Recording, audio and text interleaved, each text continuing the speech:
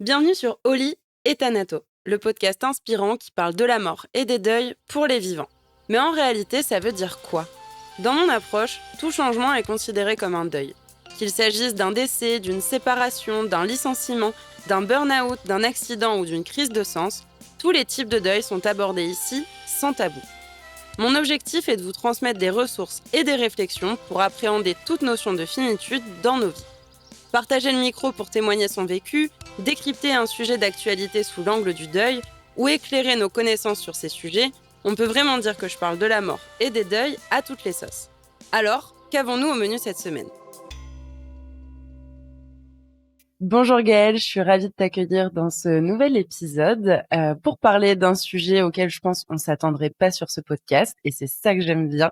Mais avant de rentrer dans le vif du sujet que tu vas déjà, je pense, nous amorcer en te présentant, je te laisse te présenter de la manière dont tu le souhaites. Ça marche. Gaëlle Mouster, j'ai un studio à Lamballe en Bretagne. C'est un studio de tatouage spécialisé dans le tatouage thérapeutique. Donc, le tatouage thérapeutique qui sert à plein d'applications, donc on va pouvoir en discuter, mais y compris le deuil aujourd'hui. Et j'ai également une école de tatouage, une Grace Tattoo Academy, dans laquelle je forme des tatoueurs au tatouage thérapeutique justement. Trop bien. Bon, je le dis dès maintenant, je le redirai tout à l'heure, mais les liens seront directement aussi dans la description pour qu'on puisse te retrouver. Et c'est vrai que c'était symbolique de sortir cet épisode le 17 mars parce que le 21 mars, il y a la journée mondiale du tatouage. Et du coup, tu l'as dit, un peu tatouage thérapeutique. Donc, il s'agit pas juste de se faire tatouer pour le plaisir, si je peux me permettre de le dire comme ça. Comment tu peux nous l'exprimer ? C'est quoi un peu le tatouage thérapeutique ? On connaît tatouage, on connaît thérapeutique. L'alliance des deux, ça donne quoi un peu ? Alors c'est assez vaste. Souvent les gens vont commencer, les gens commencent à connaître le tatouage thérapeutique par rapport au cancer du sein, parce qu'on en parle beaucoup à chaque octobre. Moi, je fais beaucoup d'animation, de radio, de télé, on a fait plein de choses autour d'Octobre Rose. Donc les gens commencent à comprendre le tatouage thérapeutique quand on parle de reconstruction d'aréoles mammaires, quand on parle de masquage de cicatrices post-mastectomie après un cancer du sein. Mais c'est beaucoup plus vaste que ça. On peut accompagner des gens qui ont eu des traumas, donc suite à des chirurgies, à des accidents. Moi, j'ai accompagné pas mal de gens qui avaient eu des grosses brûlures aussi. Donc ça, c'est super intéressant parce que c'est des cicatrices qui sont vraiment pas belles. Et le deuil, alors là, les gens ils pensent pas du tout, alors que c'est peut-être la première raison de pourquoi les gens viennent se faire tatouer.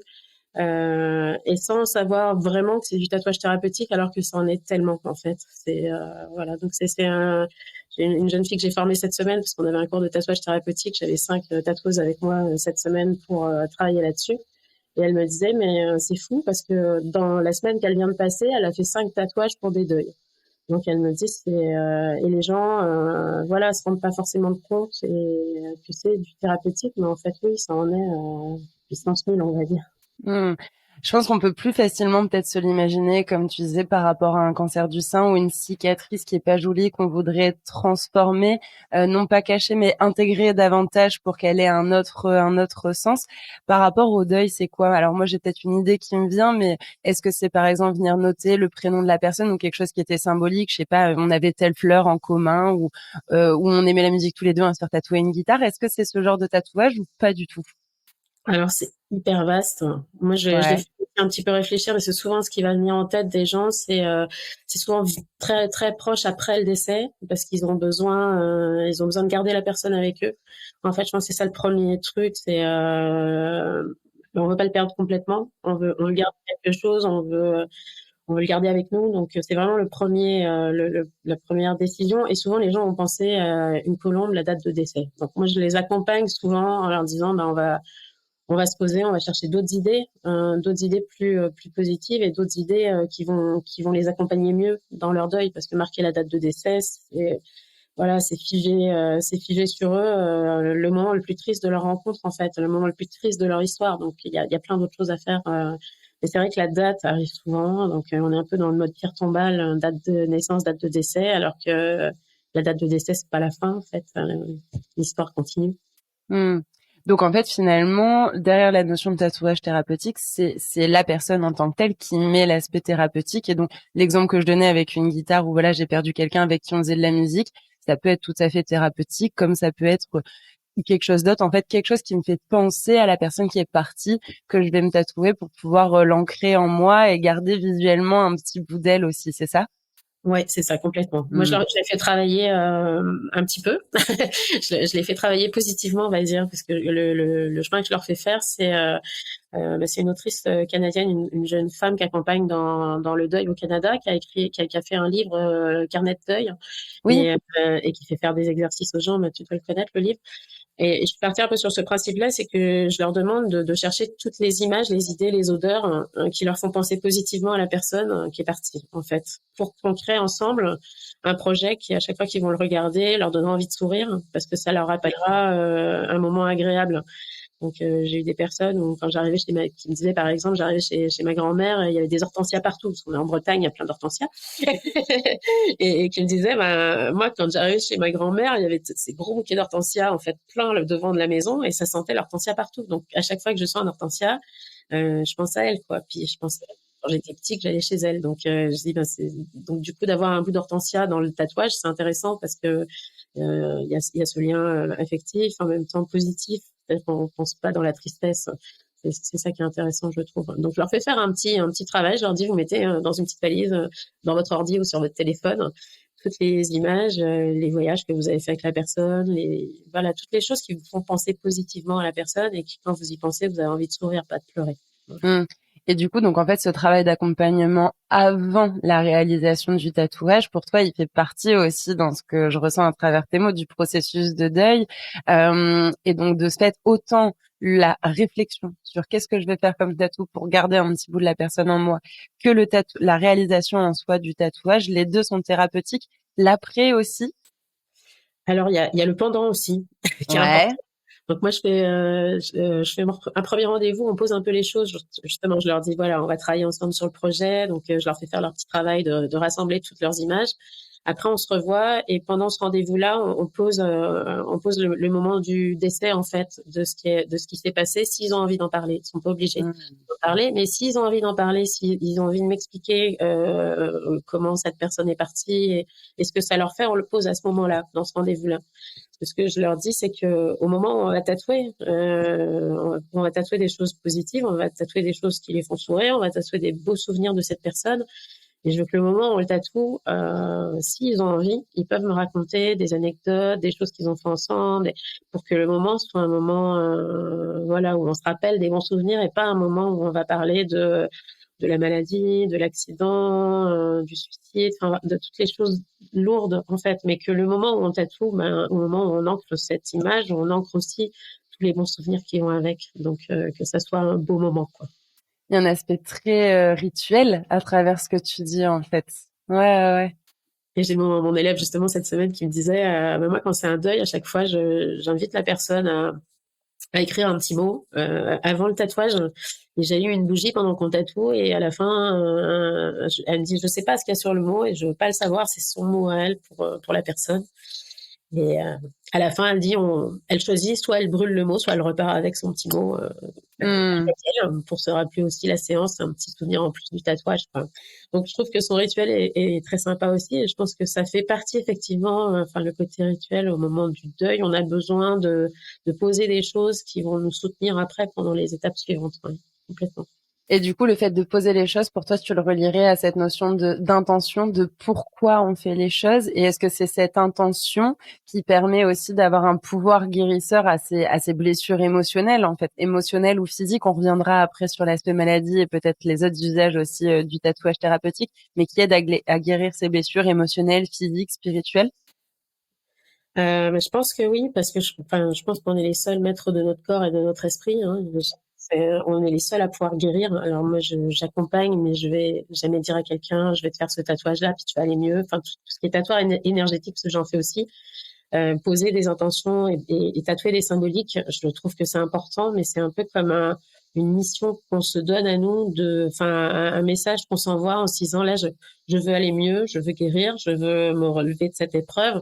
Et c'est à chaque fois qu'on voit le tatouage ou le symbole qu'on s'est fait tatouer, un petit rappel de c'est ça que je me suis donné comme mission, c'est ça que je me suis engagée à faire en fait, de moi à moi. Je me suis engagée vis-à-vis de moi à le faire.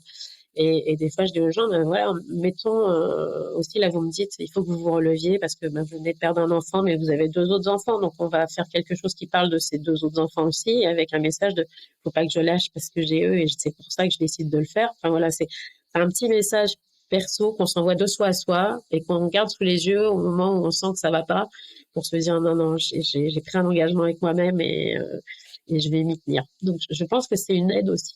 C'est pas le tatouage qui va les guérir, c'est qu'ils vont se guérir tout seuls en s'appuyant sur ce petit acte qu'ils ont décidé de faire pour eux et pour se rappeler qu'ils ont pris cette décision. Ouais.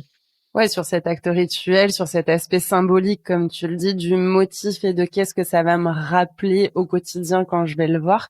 Et du coup, je me dis, donc le symbole tatoué a un sens et une symbolique qui est forte. Est-ce que la place là où la personne tatoue, enfin choisit de se faire tatouer, si c'est, je sais pas, par exemple dans le dos ou sur l'avant-bras ou au niveau de la poitrine. Alors là, pareil, peut-être il y a peut-être différentes utilisations, si je peux le dire comme ça, par rapport au fait si c'est une personne qui est endeuillée ou si c'est une personne qui a traversé une maladie, un cancer, par exemple. Est-ce que ça a des significations? Est-ce qu'il y a des places qui sont peut-être préférables avec des guillemets, même si on est d'accord, il n'y a pas de dire aux gens il faut faire de telle manière. Est-ce qu'il y a des places qui ont des symboliques sur le corps ou pas du tout? Alors, il y a des places sur lesquelles je conseille, hein, parce que c'est sûr que les gens, quand ils arrivent avec un deuil, surtout quand c'est un enfant et que c'est hyper, un enfant, un parent, un enfant c'est encore plus difficile évidemment, parce que on n'est pas supposé devoir vivre ça. Mais ils arrivent souvent avec l'idée de se les faire sur les avant-bras. Enfin, je veux dire, un enfant, on n'oubliera jamais son enfant comme on n'oubliera jamais ses parents. Et je pense que le faire sur ses avant-bras, c'est vraiment s'infliger tous les jours. C'est un peu comme une autoflagellation de se reblesser chaque jour. Parce que Un c'est un rappel rappel de la perte. permanent, parce qu'on a les avant-bras dans le champ visuel tout le temps. Avoir besoin de s'en créer quelque chose pour le garder avec nous, ça c'est carrément j'adhère. Mais le faire à une place où quand on a besoin de le voir, on puisse le voir, mais pas qu'il nous soit imposé, parce que je leur dis, il faut continuer à avancer pour nous, pour les autres personnes autour de nous, et le revoir en permanence, c'est se remettre en position de victime permanente, en position de souffrance permanente. Donc après, ça dépend aussi du symbolique. Si c'est une symbolique très rituelle avec une rune ou avec un sigil qui dit je décide d'avancer, et bien évidemment on peut l'avoir sur les avant-bras parce que là c'est pas le souvenir de la personne, c'est la décision qu'on prend d'avancer. Enfin, tu vois Ouais. dans ce cas-là, oui, si c'est je décide d'avancer, ben, il a sa place sur un poignet ou sur un avant-bras parce que c'est tous les matins en se levant, on se dit non, j'ai pris la décision d'avancer. Si c'est un souvenir de la personne, les fameuses hortensias, ben, on est peut-être mieux effectivement de les avoir à une place un peu plus haut. Les gens aiment bien. Moi, je conseille aussi des fois. Ils veulent souvent côté gauche, côté cœur, mais intérieur de bras. Donc, je leur conseille intérieur de bras parce qu'eux, ils peuvent le voir quand ils veulent, mais ça leur est Hmm. pas proposé visuellement. Et c'est proche du cœur, donc ils le gardent proche d'eux. Hmm. Et t'as quand même des personnes qui, malgré tout, j'ai envie de dire, insistent et se disent, ben non, malgré tout, tu vois, tu donnais l'exemple du prénom ou de la date de décès, qui ont peut-être une autre connotation et qui sont un autre type de rappel, ou le fait de les avoir sur les avant-bras. Est-ce que malgré tout, t'as des personnes qui c'est pas restent butées, mais restent sur leur choix et se disent, voilà, c'est vraiment ça dont j'ai besoin. Et malgré tout, ben, même si c'est une date de décès ou prénom de la personne, pour moi, c'est positif et tu sens peut-être après coup que, ben, en fait, pour ces personnes-là, c'est fluide et du coup, elles font par exemple, le prénom de la personne sur l'avant-bras. Ah, complètement. Moi, Ouais. enfin, je suis, voilà, je reste dans l'idée que c'est aussi leur choix, donc je vais pas leur dire non, on le fera pas là. En plus, quand on est en phase de deuil, on est beaucoup plus malléable, on va dire. On se laisse beaucoup plus influencer par les autres. Donc, si quelqu'un nous arrive avec un non radical en nous disant non, je te le ferai pas là parce que ça fait pas de sens, c'est ridicule, comme je l'ai déjà entendu faire. C'est pas ça. Moi, je préfère accompagner et dire voilà pourquoi je pense que c'est pas la meilleure place. Après, tu vas y penser, tu vas penser à moi ce que je t'ai dit, à ce que toi t'as envie, et puis on pose les choses. C'est comme les tatouages énergétiques. Tu vois, il y a pas mal de tatoueurs qui font maintenant du tatouage énergétique. Donc là, ils vont faire une canalisation, dire à la cliente ou au client, voilà, moi ce que j'ai vu pendant ma canalisation en pensant à toi, c'est mes guides m'ont dit c'est tel tatouage qu'il te faut, il te le faut à cette place-là et tu vas guérir, tu vas aller mieux. Bon, moi personnellement, je ne fais pas ce genre de choses parce que je pense qu'on est acteur de sa guérison et c'est pas une force surnaturelle qui va nous faire guérir. Après, chacun, Hmm. là encore, je dis pense et ce qu'il veut. Moi, c'est pas mon cheminement. Mon cheminement, c'est qu'on travaille ensemble, eux, moi, les énergies qui nous entourent, celles auxquelles on croit, parce que j'ai pas, enfin voilà, je mets pas de religion, je mets pas de croyance après ces tatouages, mais j'accompagne la personne si elle veut des runes vikings parce que c'est sa vision. On part sur des runes vikings. Si elle veut plutôt travailler sur les chakras, on travaille sur les chakras. Enfin voilà, on a vraiment on pose les choses sur ce qui est important pour elle et ce qui lui parle à elle en fait. Voilà. Ouais, donc c'est vraiment toute cette phase d'accompagnement. Voilà, et l'emplacement, il est aussi à son choix. Je lui explique pourquoi certaines places sont peut-être plus intéressantes que d'autres par rapport à ce qu'on... Voilà, dans le dos, on le voit jamais. Est-ce que c'est intéressant de se le graver, de se le tatouer dans le dos? Et après, elle voit, si elle, pour elle, ça suffit parce qu'elle l'a avec elle, mais elle veut pas le voir tout le temps parce que c'est trop dur. Pourquoi pas le dos, si elle, ça lui parle. Souvent, les gens, quand ils arrivent, ils me disent, je veux un tatouage, je sais pas trop où. Je lui dis, ben, en fait, si tu fermes les yeux, où est-ce que tu le vois? Parce qu'on le sait tout le temps. Hmm. C'est juste qu'on arrive en se disant, ouais, je sais pas si c'est une bonne idée ou machin, mais si, quand on pense à un tatouage, on pense à une place. C'est, voilà, si tu fermes les yeux, que tu penses au tatouage que tu veux, tu le vois où, toi? Ben, j'avais peut-être pensé là. Bon, ben, c'est là que qu'il est bien pour toi. Après, on peut en discuter, on peut voir s'il n'y a pas un endroit plus, encore mieux. Mais, voilà, je pense que c'est aussi à la personne, comme c'est elle qui doit guérir, c'est elle qui a aussi le choix de, voilà, là, elle vient de vivre plein de choses qu'on lui a imposées, pour lesquelles elle n'a pas eu de choix, que ce soit un deuil ou une maladie ou un accident. Tout a été imposé. Le corps médical a tout imposé parce qu'on n'a pas le choix. On nous dit, voilà, on va vous opérer, on va vous faire une ablation, on va vous faire une chimio. Et on n'a aucun choix, en fait. Donc là, c'est de leur justement leur laisser l'espace pour dire, ben voilà, là, c'est vos choix, en fait. Donc, je vous écoute et on va faire ensemble, enfin, mettre ensemble vos idées, vos images, votre emplacement. Voilà, c'est vous le chef. Ouais, mais je trouve ça hyper juste déjà. Enfin, en tout cas, ça résonne positivement en moi et je trouve ça très beau et hyper important. Cette notion de choix, comme tu dis, de libre arbitre, d'être chef, d'être aux commandes, voilà, de choisir de sa propre volonté, parce que parfois il y a des choix, il y a des non-choix qu'on est aussi obligé de faire parce qu'on n'a pas le choix.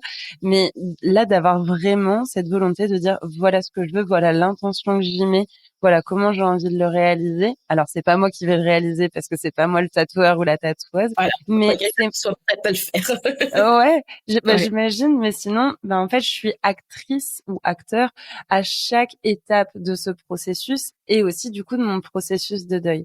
Et tu viens de le citer justement aussi dans les maladies. Alors dans le deuil, c'est souvent quelque chose qui nous tombe dessus, que ce soit un accident d'une personne ou que ce soit la fin, une fin de vie, qu'elle ait été brutale, que cette mort elle ait été brutale ou qu'elle ait été tout doucement amenée de par l'âge et la vieillesse, ça reste quelque chose qui nous tombe dessus, sur lequel on n'a pas le choix. Néanmoins, une maladie, c'est encore différent. Pareil, ça nous tombe dessus aussi, mais il y a un avant et un après qui est différent. On dit toujours c'est plus difficile pour ceux qui restent et donc pour les vivants quand il y a un décès. Mais là, ça impacte d'une manière totalement différente une maladie ou même un accident. Je pense aussi, et tu me diras notamment par exemple aux personnes qui ont fait des tentatives de suicide et qui ont des scarifications et qui ont des cicatrices. Comment ça marche? Parce que depuis tout à l'heure, on parle plutôt le tatouage thérapeutique par rapport au deuil. Est-ce que tout ce que tu as dit est valable aussi? Alors, j'imagine qu'il y a pas mal de choses qui doivent être valables par rapport à la maladie ou à d'autres types de tatouages thérapeutiques et donc des deuils qui sont parfois plus symboliques. Qu'est-ce que tu as envie de nous partager? Bah, ce que tu dis, ça me fait penser à une cliente que j'ai eue à un moment donné. Et puis, elle est arrivée avec l'idée qu'elle voulait se faire une petite cordelette autour du cou. Mais de base, elle n'a pas expliqué pourquoi elle voulait se faire une petite cordelette autour du cou. Donc, je veux dire, elle sera allée chez un tatoueur lambda qui s'intéresse pas au pourquoi, mais qui se dit juste, moi, je vais essayer de faire une cordelette sympa, peut-être avec un nœud de marin, avec un truc, parce qu'il part sur le visuel, la création, le truc, et qui s'intéresse pas forcément au pourquoi on le fait. Ce sont les clients, ils sont surpris quand je leur demande pourquoi on va faire ce tatouage, parce qu'ils arrivent avec leur projet, et souvent, dans les studios, on leur demande pas pourquoi. Et ça, je trouve ça dommage, en fait, parce qu'il y a pas que l'idée du visuel. Et donc, cette dame, elle arrive avec une petite cordelette qui fait le tour du cou, donc ça peut sembler sympa. On se dit, et là, je lui demande, mais pourquoi on ferait cette cordelette? Elle a une signification, qu'elle symbolise pour elle. Et là, elle me dit, mon fils s'est suicidé il y a 2 mois, je l'ai trouvé pendu. Je disais, du coup, cette cordelette, pour elle, c'était le lien avec son fils, la dernière chose qu'il avait vécue, enfin, hyper lourd, quoi. Enfin, je dis, je peux pas te tatouer ça. Enfin, là, je me suis assise avec elle et je lui ai dit, je peux pas te tatouer ça. On peut tatouer plein de choses, on va faire plein de choses, on va y penser toutes les deux, si t'as besoin que ça soit autour du cou parce que c'est quelque chose qui te parle, on peut partir sur peut-être un lierre qui continue à vivre et qui passe au niveau de ton cou, qui repart sur les épaules, ou tu vois, mais pas une corde, quoi. Enfin, Ouais. c'était vraiment, là, je dis, tu veux t'ancrer dans la douleur pour le reste de tes jours. Enfin, tu veux être la victime et vivre ta souffrance le reste de tes jours. Je peux pas t'accompagner dans ça. C'est pas, ça va. Là, moi, je peux pas le faire parce que ça va pas Ouais. dans mes convictions. Je veux pas que tu t'enfonces dans la douleur. Sinon, tu vas faire comme lui. Tu vas finir par partir comme lui et t'as un autre garçon. Donc, j'ai dit, Hmm. on en discute. On a beaucoup discuté toutes les deux. Finalement, on n'a pas fait ça. On a fait complètement autre chose sur l'avant-bras, une voie lactée avec des étoiles, une pour son fils parti, une autre pour son fils encore là. Enfin, voilà, on a complètement changé. Mais j'ai dit, tu peux pas faire ça parce que, enfin, moi, je ne peux pas faire ça. Si tu veux le Oui, faire, tu le fais, mais c'est moi, c'est ton choix, bien sûr. je peux pas faire ça. Ça veut dire que je t'accompagne dans te détruire sur le. Donc oui, effectivement. Puis tu parlais tout à l'heure des gens qui ont fait des tentatives de suicide, qui sont rendus ailleurs parce qu'ils ont fait une thérapie, parce qu'ils en sont sortis, parce que c'était une erreur.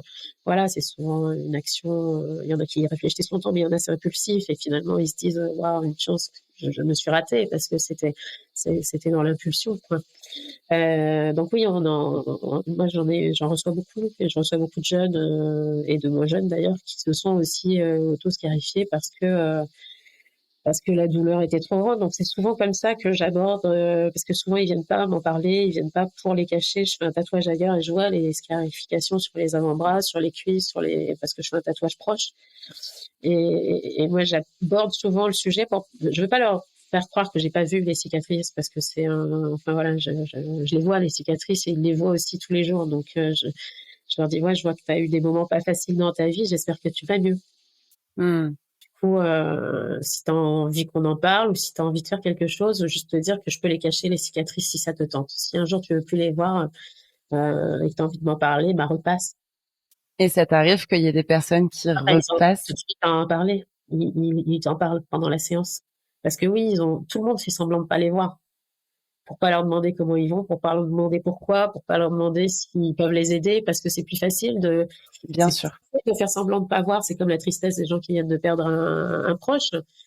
C'est-à-dire qu'on assume que pendant 15 jours, ils vont être un peu tristes, ils vont être pas bien, mais si ça dure trop, ben, on les appelle plus. Parce que si on les appelle et qu'on leur demande comment ils vont, ben, s'ils vont pas bien, on va pas savoir quoi faire, puis ils sont pas drôles, on les Exactement. invite plus à manger parce que, ah ben non, on les invite pas, lourdeur, ils sont jamais de bonne humeur, ils sont toujours tristes, voilà. C'est difficile, hein, de passer un deuil et il n'y a pas de date de péremption. Enfin, Ah voilà. non, tu Un prêches une deuil, convaincue sur le sujet. on peut se relever, on peut faire semblant de se relever. Parce que moi, je me suis fait semblant de me relever plusieurs fois en disant tout va bien. Puis devant tout le monde, j'avais l'air puppy up. Et finalement, 20 ans plus tard, je paye encore le prix de ne pas avoir fait mon deuil. Enfin, voilà. Donc, je trouve que c'est hyper important de ne pas faire semblant de pas voir, de pas faire semblant de pas voir que la personne va mal, de pas faire semblant de pas voir qu'elle s'est auto-infligé des cicatrices, qu'il y en a qui sont fraîches, qui sont faites il y a pas longtemps. OK, il y en a que je vois, elles sont plus vieilles, ça allait pas bien, et je vois que tu viens de passer un moment pas facile, tu veux qu'on en parle. Enfin, voilà, on n'en parle pas forcément à ses parents, on est un peu gêné par rapport à ses amis de l'avoir fait. Enfin voilà, donc il n'y a pas grand monde à qui on en parle en fait. Mais c'est pas facile. Souvent, les personnes ont du mal à justement aller poser cette question, comme tu le dis, Ouais. parce que ça vient faire écho à eux-mêmes en fonction de ce que la personne me répond, comment il faut que je réagisse. Et comme on nous a pas appris à soutenir, à consoler, à être présent ou présente, ou même à être présente tout simplement dans le silence. On ne sait pas faire tout ça. Et du coup, en fait, ça parle de nous et de notre propre inconfort, parfois de notre impuissance aussi, parce que quand on pose cette question, on aimerait pouvoir résoudre les choses un peu comme on coche des choses tous les jours sur notre to-do list. Sauf qu'en fait, c'est pas ça dans ces moments-là. Parfois, on peut pas résoudre le problème pour la personne. Comme tu disais, je vais pas guérir la personne en lui faisant un tatou. Par contre, je peux l'accompagner pendant un temps à cette guérison pour qu'elle devienne cette personne actrice de sa guérison. Et c'est très juste. Donc merci de le rappeler. Et j'ai envie de dire merci d'aborder ça avec les personnes qui viennent justement au studio de tatou et pour qui tu leur donnes peut-être tu leur tends une main. Pour moi, c'est ça, en fait, soutenir et consoler. C'est une main tendue face à la douleur et la personne est libre ou non de la saisir, finalement. Ouais. Puis il y a autre chose qu'il faut pas faire aussi, j'en profite pour rebondir sur ce que tu disais, on sait pas forcément quoi faire, on a envie de régler le problème. On va l'accompagner pour qu'elle règle le problème et surtout, faut pas juger: «Mais pourquoi tu as fait ça? C'est complètement stupide». Donc ça, faut vraiment on juge pas parce on n'était pas avec elle dans ce moment-là, on sait pas ce qu'elle a vécu, on sait Clairement. pas quelle douleur a provoqué ça et donc pas juger, juste dire: «Ouais, je vois que ça a pas été facile». Voilà, Ouais, il y a eu un moment où ça a été ta solution, hein, et dans le deuxième, de pas donner, non plus, de pas vouloir dire quoi faire à la personne. Ça, c'est hyper important parce qu'on n'est pas non plus cette personne, on n'a pas toutes les données, on n'a pas toutes les donc on va pas lui dire, «Fais ci, fais ça, ah mais si c'est à cause de cet homme-là que tu as fait ça, mais il faut que tu le quittes». Enfin, mmh. Les fameux «si j'étais toi». voilà. Mais je suis pas toi, donc du coup, en fait, Par contre, lui apporter des ressources, ça m'arrive souvent. Moi, j'ai des ressources, de dire voilà, moi j'ai une amie qui est thérapeute, enfin j'ai des gens que j'ai consultés moi, qui sont pas, alors souvent ils ont vu des psys, ils ont vu des médecins qui les ont bourrés de médoc, c'est pas la solution. Enfin, je veux dire cacher le malaise, on résout pas le malaise. Donc il y a un moment où il y a besoin d'un état d'urgence, de peut-être on a fait une tentative de suicide, on a besoin de voir un psy, il a besoin de nous mettre peut-être sous anxiolytique ou antidépresseur, mais on n'a pas, enfin, je veux dire, il faut trouver pourquoi on est dans cet état-là et essayer de résoudre le pourquoi on est dans cet état-là ou au moins d'apporter des solutions. Donc, moi, j'ai un petit carnet de gens, voilà, donc je propose, je dis, voilà, il y a des cartes sur un présentoir, elle est super, elle est hyper cool, tu peux lui parler, tu vas la voir une fois, ça te fait pas parce que ça fit pas, bah, tu retournes dessus, c'est pas grave, mais des fois, je dis aux gens, parce qu'ils viennent faire plein de tatous, et puis je sens bien qu'ils viennent faire des tatous parce qu'ils sont bien, en fait. Il y en a qui m'ont toujours dit, oh mince, j'ai fait un tatou trop petit, j'ai pas fini de te dire tout ce que j'avais à dire. Mais je dis, bah, la prochaine fois, passe prendre un café. Mais voilà, il y a des moments où je suis obligée de dire aux clients, là, t'as besoin d'aide, quoi. T'as pas non, besoin de non. continuer à te tatouer pour cette aide-là. Tu peux aussi trouver quelqu'un, elle dit: «Ouais, mais toi, tu me fais du bien quand tu me tatoues». Je dis: «Ah oui, mais bon», voilà. Donc là, je leur réfère aussi d'autres gens, pour qu'ils finissent pas le corps tatoué au complet, qui vont pouvoir, les accompagner, même si donc je leur dis: «Ben, ça serait bien que tu ailles la voir et puis après on se revoit». OK. Ouais, bien sûr. C'est important ce que tu dis, c'est en fait de pas projeter nos propres solutions, de pas projeter nos propres ressources, nos propres idées, nos propres croyances, mais d'accompagner l'autre dans ses idées, dans ses croyances, dans ses ressources pour pouvoir que il ou elle puisse trouver les siennes. Et ça non plus, on sait pas faire. Quand tu donnais l'exemple de si c'est cette personne-là qui t'a fait du mal, dans ce cas, il faut la quitter. Ah ouais, sur le papier, c'est hyper simple, hein. C'est Bon, simple. allez. Allez, c'est bon, un peu comme la to-do list, quoi. C'est hyper simple, sauf qu'en fait, mais dans la réalité, c'est pas ça. Et dans ces moments-là, moi, ce que j'invite à faire, c'est fermer les yeux juste un instant et posez-vous la question si on vous a déjà dit ça au moins une fois dans votre vie. Si j'étais toi, Ouais. comment ça a résonné en vous et qu'est-ce que ça vous a fait? Moi, je sais que souvent, maintenant, ça me met en colère intérieurement en me disant, mais c'est bien gentil, hein, en fait, mais t'es pas moi. Et alors, quand c'est un proche, c'est différent. Déjà, tu me connais un peu plus. Mais quand c'est une personne avec qui tu viens de parler depuis 10 minutes, écoute, t'es bien gentil, mais ça fait 10 minutes qu'on se connaît. Tu connais ni qui je suis, ni mon histoire. Tu connais 10 minutes de ce que je t'ai dit. Comment tu peux avoir, parce que pour moi, c'est de la prétention en 10 minutes de me dire si j'étais toi. Ça fait pas, enfin, je veux dire, comment on dit, on n'a pas élevé les œufs et les poulets ensemble. Je sais plus comment, non, les poulets et les poulets ensemble. Enfin, c'est bon, je veux dire, à un moment, questionne-moi, éventuellement questionne-moi, ou alors dis-moi, tiens, à travers ce que tu me dis, ça me fait penser à ça. Là, c'est différent, ça sonne plus comme une piste de réflexion comme pour la personne, plus que comme une solution de bah vas-y fais ça, comme s'il y avait un chemin pour tout le monde et que tout le monde devait passer par ce chemin et que ça irait mieux. Si ça existait, ça se saurait et ce serait bien plus simple, hein, on est d'accord, mais ce serait bien moins intime, bien moins personnel et bien moins individuel aussi. Et du coup, bien moins thérapeutique. Ce qui est intéressant, moi, je trouve, c'est de poser des questions, en fait, de questionner, parce que la personne, en s'entendant répondre, entend sa réponse en même temps. Enfin, Exactement. j'ai su pas mal de femmes aussi qui venaient pour des cicatrices, mais qui avaient été victimes de conjoints violents et qui reconstruisaient leur vie. Donc, je les vois au moment où ça va pas, après la rupture, une fois que, voilà, elles sont passées au travers de tout ça, elles viennent cacher les cicatrices pour reprendre le cours de leur vie. Donc, ça, c'est chouette. On parle beaucoup à ce moment-là, voilà, ça se libère un peu de tout ça. Et des fois, elles reviennent 1 an, 2 ans après en me disant, ah, ça y est, je vais super bien. Et elles commencent à me parler de leur nouvelle relation parce qu'ils ont rencontré quelqu'un. Et des fois, je sens que, en fait, elles ont juste refait un nouveau schéma totalement similaire. Donc, je vais pas leur dire, mais tu repars dans le mur. C'est le même, hein. T'as repris.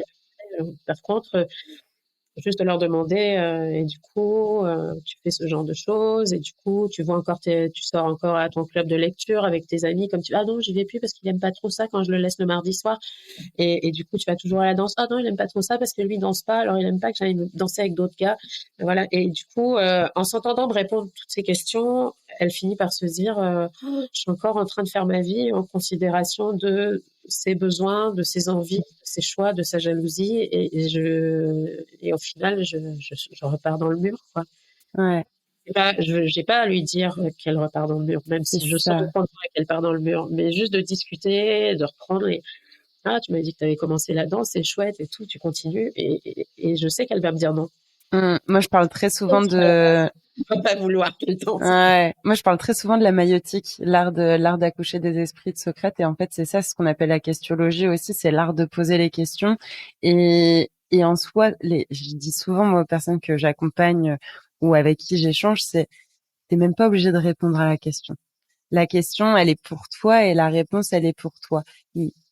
C'est ça, tu peux très bien la dire dans ta tête et parfois même dans des cercles de parole. Je dis souvent cette phrase en disant voilà, il n'y a pas d'obligation à manifester et à me partager ta réponse si t'as pas envie de l'avoir. Mais par contre, ce que je t'invite à faire, c'est réellement de poser cette question. Moi, j'ai pas besoin d'avoir la réponse. Elle me concerne pas, mais elle est pour toi. Et bon, allez, je dirais que 99% du temps, pour pas dire 100%, les gens me partagent et me livrent leurs réponses. Et je suis tout à fait d'accord avec toi. Ça permet à la personne de se rendre compte de ce qu'elle dit et du coup bah en fait l'autre fait mon miroir et d'entendre ses propres réponses et de dire ah ouais mais en fait bah potentiellement je reprends le même chemin ou potentiellement tout simplement je me fais du mal ou je ne fais pas des choses qui sont bonnes et qui viennent me nourrir positivement et intérieurement. Enfin après voilà, c'est la liste, elle est pas exhaustive, mais c'est intéressant aussi de voir que tu mentionnes les cicatrices lors de violences conjugales. Mm. Ouais. Ouais. Et du vas-y, tu voulais dire Et autre chose? il y en a étonnamment beaucoup et pas que des cicatrices visibles, bah, c'est pareil. Tu vois, des tatouages imposés. Moi, j'ai des gens, des fois, ils arrivent en couple et le conjoint, il dit à sa femme, bah, je vais t'offrir un tatouage, hein. Donc, il offre son nom à lui sur sa conjointe. Quand Ouais. il paye le tatouage, il choisit la taille. Donc là, moi, j'interviens aussi un petit peu en disant, bah, c'est son tatouage. Alors, tu lui offres un tatouage, c'est OK, mais tu lui offres un tatouage de ton nom à cette taille-là. Non, là, c'est pas OK. Enfin, tu vois, c'est que tu lui offres un tatouage qui l'a fait penser à toi, OK. Que tu imposes 15 centimètres Stéphane plein bras, ça, c'est pas OK. C'est Hmm. tu marques ton territoire, quoi. Si ça Ouais. demande Si la demande venait d'elle, parce qu'elle vient me voir, elle me dit: «Voilà, je vais écrire le nom de mon conjoint, ça fait 10 ans qu'on est ensemble, je l'adore, voilà, je veux lui faire plaisir, je vais lui faire je vais lui faire un cadeau en marquant son nom sur le doigt», Ouais. parce que c'est un gros engagement quand même, que je cautionne pas toujours. Mais là, pour le coup, quand c'est le conjoint qui arrive et qui dit: «Je paye à ma femme et je veux qu'il fasse telle taille» et ça va être écrit au gros sur son bras mon nom, bah, la démarche elle est complètement différente et tu sens la relation, en fait, entre les 2 personnes. Là, et j'ai plein de femmes qui ont vécu justement des situations d'emprise. J'ai des hommes aussi, hein, ça va dans les 2 sens, qui ont vécu des situations d'emprise où l'autre décidait tout pour lui, y compris les tatouages et toujours des tatouages en relation à lui ou à elle. Ouais. qui en fin de relation, quand ils ont enfin réussi à se libérer, là, il y a une urgence. Il y a une urgence. Donc là, moi, je libère du temps, tant pis, je viens tôt le matin, je finis tard le soir, mais il y a une urgence à enlever ce nom qui est comme une brûlure sur le corps, en fait, qui a Ouais. été remarqué au fer rouge par cette personne qui a réussi comment manipuler jusqu'à ce qu'on mette son nom sur nous pour le marquer comme étant, comme lui appartenant, quoi. Enfin, il y a Du coup, ce, tu viens de transformer, si on garde cet exemple, tu viens de transformer voilà, le prénom, par exemple, en un autre tatouage qui c'est ça. permet d'avoir cette notion de passage à autre chose Voilà. pour la personne, c'est ça? Ça aussi, c'est une guérison. C'est un recouvrement d'un Carrément. tatouage qui avait un sens énorme et qui prend un sens énorme au moment où elle le quitte, parce que ce tatouage-là, qui a été soit offert par lui, soit fait parce qu'il avait décidé d'eux, il faut l'enlever, quoi. C'est plus possible. À chaque fois qu'elle le voit, elle voit toutes les maltraitances, elle voit ce qu'elle s'est laissé imposer, en fait. Et c'est ça qui est surtout dur dans les relations de contrôle comme ça. C'est le sentiment qu'on a d'avoir été, de se dire comment j'ai pu être faible au point de me laisser faire tout ça, en fait. Et ce tatouage-là, il vient juste symboliser tout ça. Il faut qu'il parte vite, quoi, quand elle. Ouais, comme tu disais tout à l'heure, un peu le prénom d'une personne décédée sur les avant-bras, c'est un rappel de la perte. Là, ce prénom après coup n'est pas un rappel de la séparation, mais un rappel de la douleur de tout ce qui a été et du coup de nos propres choix qui n'ont peut-être pas forcément été les bons. À chaque fois, on vient remettre le couteau dans la plaie, en fait, d'une certaine manière, et qu'en le transformant finalement, si je sais pas, on transforme le prénom Stéphane en un autre motif pour garder l'exemple que tu donnais, Voilà, ça permet d'amener à, bah, en fait, maintenant, c'est plus Stéphane, c'est la reconstruction, c'est la renaissance de moi à travers autre chose pour aller construire autre chose. Et c'est là, ça ça. devient un rappel positif, un rappel de courage, de vie, en fait, ni plus ni moins, quoi. Exactement. Mm. J'ai réussi à m'en sortir, j'ai réussi à reprendre Ouais, le contrôle de ma vie. Enfin, c'est vraiment ouais. l'idée. Donc ça aussi, c'est clairement thérapeutique. Est-ce que tu as d'autres, on a parlé un tout petit peu de l'aspect cancer ou même maladie. Est-ce que tu veux nous donner quelques exemples de l'usage du tatouage thérapeutique dans ce type de situation? Ah ouais, complètement. J'en ai plein. Donc ça commence vraiment la base souvent ça va être l'aréole mammaire parce qu'on n'a plus de tétons quand on se fait faire une ablation. Ouais, Donc après la reconstruction, on retrouve un volume, mais on n'a pas de tétons la plupart du temps. Donc moi, je viens reconstruire en 3D, en effet 3D. En fait, c'est vraiment comme une image réaliste du téton restant ou d'un téton idéalisé si on a eu une double ablation. Donc là, on peut choisir son téton. J'ai même fait des petits tétons cœur une fois, c'est trop mignon. j'adore. Euh, mais voilà, c'est aider donc à se reconstruire, à retrouver son image de femme et à ne plus être une patiente, mais de nouveau une femme et à retrouver sa féminité parce que l'ablation des seins, clairement, c'est vraiment très douloureux pour une femme psychologiquement. Euh, et donc, bon, on cache d'abord, enfin, on refait des aréoles, ça c'est la première étape souvent. Les femmes qui choisissent de pas reconstruire parce qu'elles se disent là on va me remettre une prothèse qui sera pas moi, on m'a enlevé une tumeur qui n'était pas moi, je veux pas qu'on remette une prothèse parce que c'est pas moi non plus. Donc, ce qu'il faut savoir, c'est qu'il y a plein d'autres façons de reconstruire. On n'est pas obligé de mettre une prothèse. Donc, juste petit message, parce qu'il y a des gens, des chirurgiens qui pensent pas à le dire parce qu'ils posent des prothèses. Donc, ça aussi, c'est un non-choix, comme on parlait tout à l'heure. On dit à la cliente, on va vous mettre une prothèse. Il n'y a pas que ça. Donc, il y a plein d'autres choses. Mais dans tous les cas, effectivement, la plupart du temps, il n'y a pas d'aréole. Donc, on la reconstruit et il y a des cicatrices. Donc, selon le type de chirurgie qu'on va faire pour reconstruire, les cicatrices sont pas au même endroit. Et on peut avoir des cicatrices connexes aussi si on est allé chercher, par exemple, le muscle grand dorsal pour reconstruire un sein ou le muscle qui se trouve à l'intérieur de la cuisse qui sert aussi, le gracile, pour venir reconstruire. Donc, on se retrouve avec des cicatrices ailleurs sur le corps. Donc ça, ces cicatrices-là peuvent être plus visibles. À la limite, les femmes, elles me disent, bon, la cicatrice sur le sein, elle me dérange pas parce que enfin, voilà, j'ai mon sous-vêtement par-dessus, je suis pas souvent déshabillée, et puis mon conjoint, il est OK avec ça. Mais par contre, la cicatrice que ça m'a fait en plein milieu du dos pour prendre le grand dorsal pour reconstruire mon sein, par exemple, ben, j'ai une barre, une grosse cicatrice droite au milieu des omoplates, c'est pas Mm. joli. Donc, c'est souvent celle-là qu'ils vont vouloir enlever en premier. Et une autre cicatrice qui gêne beaucoup les femmes parce qu'elle a une énorme symbolique, enfin les femmes et les hommes, hein, c'est la chambre implantable en fait. C'est la chambre qu'on met sous la peau pour pouvoir injecter le comment dire, la chimiothérapie. Et donc, Ouais. vraiment l'endroit par lequel on injectait ce produit qui détruisait certes la tumeur, mais tout le reste aussi dans leur corps. Donc c'est une symbolique qui est très très lourde et une cicatrice qui se retrouve souvent ici au niveau de la clavicule parce qu'on la Mm. pose souvent ici pour les cancers du sein en tout cas. Et du coup on les voit tout le temps dans Ouais, le c'est beaucoup décolleté. plus visible. Et nous, quand on se regarde dans le miroir, peu importe si dès qu'on a un petit peu un décolleté, on le voit. Donc c'est aussi un petit rappel permanent de la maladie, un rappel de ces moments-là qui n'étaient pas cool. Et c'est tellement une petite cicatrice elle se cache aisément. Donc souvent on va mettre, les gens ils aiment bien des libellules, des papillons, enfin, voilà, quelque chose de léger qui s'envole parce que ça c'est fini et ça s'en va, quoi. Mm. Dans le, on reprend son envol après, on cache cette cicatrice par un petit truc léger, petite abeille. C'est des petits tatous. Voilà. C'est beau. Est-ce que tu as d'autres exemples qui te viennent, alors que ce soit par rapport à l'aspect cancer, maladie ou même d'autres utilisations du tatouage thérapeutique qu'on n'aurait pas cité? Je pense qu'on a pas mal fait le tour. Après, on peut aussi faire du tatouage thérapeutique qui soit pas du tatouage artistique. Ça, on n'en parle pas beaucoup. Les gens le savent pas non plus OK. trop.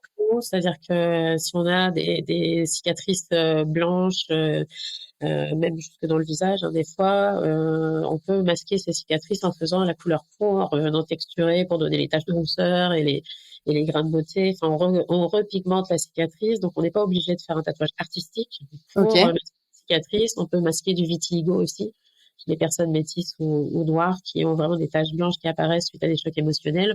On peut venir pigmenter parce que c'est pas dangereux pour la peau de le faire. Donc les zones blanches qu'on peut avoir dans le visage ou sur les mains qui peuvent être hyper impactants dans notre vie de tous les jours. Mais ça, on peut le repigmenter de la couleur de la peau. Donc, il y a plein d'applications. Je fais aussi de ce qu'on appelle la trichopigmentation. Quand on a perdu une densité dans les cheveux ou qu'on fait de l'alopécie, donc des chocs émotionnels, ou on a perdu une masse de cheveux à un endroit dans la tête et du coup on voit le crâne en dessous. Donc on vient travailler en texture le crâne, sur le crâne du tatouage pour qu'on voit plus la peau en dessous et du coup on n'a plus cet effet de trou au milieu des cheveux. Enfin, voilà, il y a Dans ce que tu me Ouais, j'imagine. Et dans ce que tu me dis là, et même par rapport au côté cancer, il y a la notion tu viens d'en parler en disant des chocs émotionnels. C'est pour moi ce côté aussi de se réapproprier son corps. Est-ce que c'est peut-être des mots, alors peut-être pas cela, mais en tout cas une intention que les personnes passent en sous-jacent, peut-être en filigrane, c'est peut-être pas l'intention première, mais est-ce que tu ressens cette notion-là chez les personnes qui viennent te voir? il y a se réapproprier le corps, être celui qui décide de Ouais. faire quelque chose. Donc, ça revient à ce qu'on disait tout à l'heure. Et aussi effectivement se retrouver de nouveau beau, retrouver un corps qui nous plaît et parler de la nouvelle personne qu'on est devenue. Est-ce qu'on n'est jamais la même après un accident de vie que ce qu'on était avant? Parce que ce temps de pause que la vie nous a imposé, que ce soit la maladie, l'accident, même un deuil, enfin voilà, on fait une pause sur notre vie et on remet tout en perspective. Et Clairement. on remet notre situation relationnelle amoureuse, on remet notre situation professionnelle en perspective, on remet nos choix de vie en perspective, parce que là d'un coup on se rend compte que waouh, voilà, on a fait nos études, on a rencontré notre conjoint, on a acheté une maison, on a fait des enfants, on travaille, on fait un travail parce qu'il faut gagner de l'argent, parce qu'il faut. Et là, à un moment donné, cet accident de vie nous fait voir que on est mortel, que ça peut s'arrêter du jour au lendemain, que enfin, si ça s'arrêtait là, est-ce que ma vie, elle m'aurait satisfait, en fait? Est-ce que j'ai été heureux? Est-ce que j'ai fait mes rêves? Est-ce que j'ai vraiment fait ce que j'avais envie de faire de ma vie? Et là, ça chamboule tout. Et la personne qu'on est après, elle n'est pas pareille du tout que la personne qu'on était avant, parce que les priorités dans notre vie, elles changent. Moi, je l'ai vécu plusieurs fois pour plusieurs accidents de vie et ce qui fait que je suis tatoueuse aujourd'hui, alors que je l'étais pas au départ. Et voilà, c'est qu'on revisite un peu notre vie, on revisite aussi nos amis parce que au moment où il y a eu cet accident de vie, les gens qu'on pensait proches nous ont complètement abandonnés parce que c'était trop lourd pour eux, puis ils avaient pas envie de toute façon, et puis ils sont avec nous pour faire la fête, pas pour gérer quand on va mal. Enfin, voilà, on se rend compte de plein de choses. Ça met plein de choses vraiment à plat. Et du coup, je pense que le tatouage, il est un peu là aussi pour montrer aux autres la nouvelle personne qu'on est. Ouais, quand t'en parles, Ouais. j'ai une expression qui me vient, tu vas me dire si elle résonne juste, mais c'est une trace de vie. c'est une trace d'un passage de vie, d'une histoire de vie, d'un événement de vie, mais il y a toujours le mot vie quand même malgré tout dedans. C'est une trace d'une personne qui était en vie, qui peut-être ne l'est plus, mais qui était en vie, qu'on a connue de son vivant. Sinon, on l'aurait pas connu ou on s'en souviendrait pas selon les croyances aussi de chacun et de chacune. Ça résonne cette notion de trace de vie? Ouais. Ouais. C'est au départ pour les, on va dire pour les marins, les militaires et tout qui s'assoient au début du siècle dernier, c'était vraiment ça. Hein. Ils racontaient leur vie. Enfin, c'était plein de petits passages qui racontaient leur voyage, leurs amours, les personnes qu'ils avaient perdues. Enfin, c'est un petit calepin de mémoire. Donc c'est clairement ça. Et si on remonte plus loin, à l'initial, c'est pour ça que ça me fait sourire des fois quand les tatoueurs ils me disent mais le tatouage c'est pas ça. Je dis si le tatouage c'est ça en fait, parce que le tatouage si on remonte à la nuit des temps, c'est les chamans qui tatouaient pour guérir, pour protéger. C'était toujours dans une thématique rituelle pour se protéger quand on allait à la guerre, pour guérir quand on était malade, pour les pharaons ou les gens comme ça. Et c'est devenu plus le côté artistique et au siècle dernier. Mais avant ça, c'était et je pense qu'on est en train de revenir parce qu'on a besoin de retrouver des valeurs. Tout est parti vite, enfin voilà, on a plein de moyens de communication, mais en fait, on n'a jamais été aussi seul derrière son ordi. Et, et je pense que justement, ce besoin, j'en parlais avec un anthropologue qui a fait la première partie de mon livre d'ailleurs, et il disait lors d'une conférence, en fait, pourquoi le tatouage revient fort, c'est pas parce que c'est une mode, hein, c'est parce que on fait quelque chose pour soi, qu'on décide soi, et aussi, on revient vers le rituel, vers l'essence même du tatouage. Et c'est pour ça que ça revient fort et que c'est de plus en plus accepté. Déjà, les religions ont baissé ici en Occident. Enfin, le pouvoir de la religion où on t'imposait de pas toucher à ton corps parce que de toute façon, il n'était pas à toi, c'est Dieu qui te l'avait donné. Enfin, voilà, il y avait ce côté-là où on pouvait pas toucher à son corps parce que on n'avait pas le droit. Là, en fait, c'est un peu, c'est pas pour rien que les jeunes à 18 ans, ils se font un tatouage, hein. C'est parce qu'ils arrivent à 18 ans, ils sont adultes et ils ont le droit de décider pour eux. Et qu'est-ce qui leur vient à l'idée? C'est je vais me faire un tatouage parce que je, je prends la décision sans demander à personne de me faire ça parce que j'ai le droit et que c'est mon corps. Ouais, voilà, c'est une espèce d'affirmation. Et si on repart en rituel, on est pareil. C'était un passage à l'âge adulte. Enfin, le premier tatouage dans les tribus, c'était, bon, certes, à l'époque, on passait à l'âge adulte à 7-8 ans. Euh, Maintenant, c'est plus 30-35. Non. Merci pour ce point historique. C'est important aussi de montrer que, parce que je pense que peut-être dans la tête de certaines personnes, la notion du tatouage thérapeutique peut sonner comme une nouveauté, comme quelque chose de récent. Et en fait, on voit que quand on remet en perspective, mais souvent comme avec beaucoup de choses, bah, en fait, le tatouage thérapeutique est plutôt l'introduction et à l'initiative de ce qui est devenu le tatouage peut-être plus aujourd'hui de manière plus connue sous l'aspect artistique. Et il y a un aspect rituel. Enfin, tu vois, ça me fait sourire quand tu dis ça parce que c'est ce que moi j'ai fait aussi. Et je pense que voilà, alors j'allais dire on l'a tous pas forcément, mais même si c'est pas avec le tatouage, ce sera peut-être avec autre chose qu'on aura cet aspect rituel pour venir marquer un passage, marquer un moment, marquer un moment de vie et donc se laisser une trace de vie. Donc merci beaucoup Gaëlle d'avoir partagé ce sujet avec moi. J'espère que les auditeurs et auditrices bah voilà, auront pu nous suivre parce que parfois c'est un peu la question que je me pose en me disant mais ça parle de la mort et du deuil, est-ce que les gens vont me suivre? Et je pense que c'est important de montrer que bah, en fait on peut en parler et on en parle tous les jours en réalité.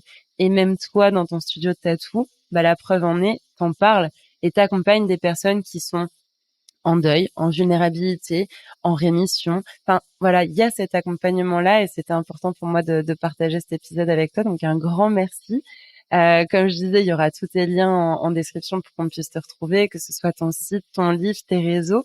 Est-ce qu'il y a quelque chose que tu n'as pas mentionné, que tu voudrais ajouter ou une petite phrase de conclusion? Bavarde, j'ai toujours plein de choses à dire. Non, non, c'est super. En tout cas, je voulais te remercier parce que comme tu as pu le remarquer, je suis hyper passionnée dans ce que je fais et j'y crois très, très fort. Et les gentils messages que mes clientes me renvoient souvent, ça me fait chaud au cœur aussi.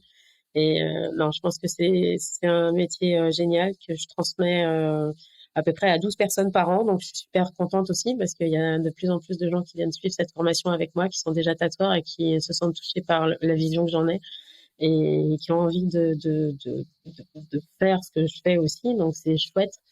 Et non, je trouve que c'est super agréable de se lever tous les matins en se disant, je vais mettre un petit peu de soleil d'une manière quelconque dans la vie de quelqu'un. Et ça, c'est voilà. Mes dessins, mes créations, c'était mon but quand j'étais jeune, c'était de trouver un truc où les dessins et les créations que j'étais capable de faire puissent faire du bien aux autres. Donc ça, c'est voilà. Je pense que j'ai trouvé ma voie.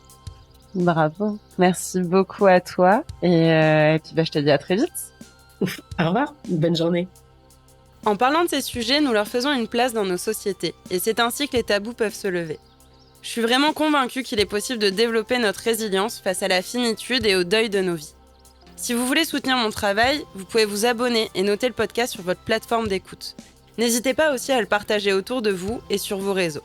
Merci pour votre soutien, et sachez que vous pouvez même faire un don. Si vous traversez un deuil et que vous souhaitez être soutenu sur ce chemin, réservez votre séance découverte pour me poser toutes vos questions et connaître ma philosophie d'accompagnement. Mais d'ailleurs, que voulez-vous au menu dans les prochains épisodes ?